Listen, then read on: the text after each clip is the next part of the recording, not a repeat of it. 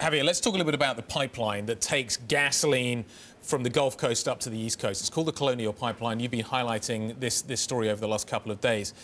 There's an issue of when all of these refineries shut down, there isn't enough capacity going into that pipeline, so they have to shut it. How big a deal is this? It is the main pipeline supplying the whole East Coast. You don't have refineries from Florida all the way almost up to Pennsylvania and New York. So that region depends on supplies that they are brought either by the Colonial Pipeline, another pipeline called Plantation, or by ship.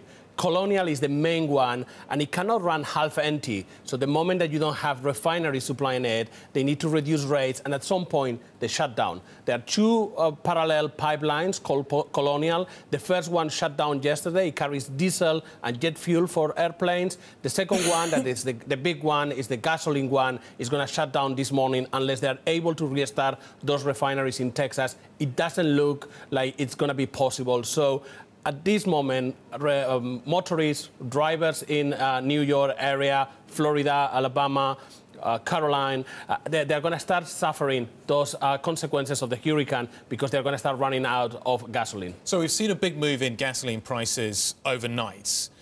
Is that reflecting this, or is there more to come? Well, I think that what we have seen already on gasoline market, both on what we call the headline or the flat price, but also very importantly on time spreads between gasoline for October and November. Yeah, we've got that chart up here. We have that chart, and that is the October-November gasoline spread, and you see this massive rally that we have seen already over the last 4 days as traders have been anticipating the impact of Harvey. I think that we're going to see more now that we are going to begin to see that gasoline inventories in the New York area are going to start to come under pressure. They're going to be drawn down, and then hence we're going to see more price increases. And that is a wholesale market that will be cascade down into the petrol stations.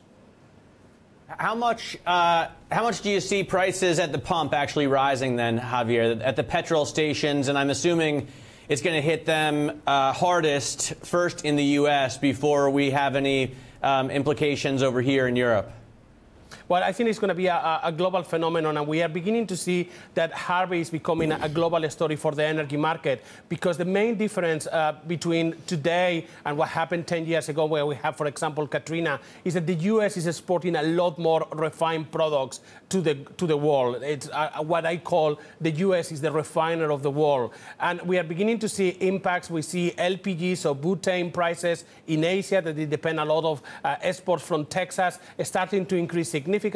We are beginning to see prices of gas oil, of diesel here in Europe. Again, we rely on supplies from Texas, starting to increase. And for sure, the first and most important impact is going to be on the U.S. East Coast, where prices could increase probably between 5 and 10%. We'll see how much damage is. The main problem at the moment is some of those refineries have not been yet accessed, or what kind of damage. Is just this flooding? Is a problem of access for the crews, or is something more dramatic, more permanent that needs repair? And we are only going to know that in the next 2 to 3 days, perhaps over the weekend.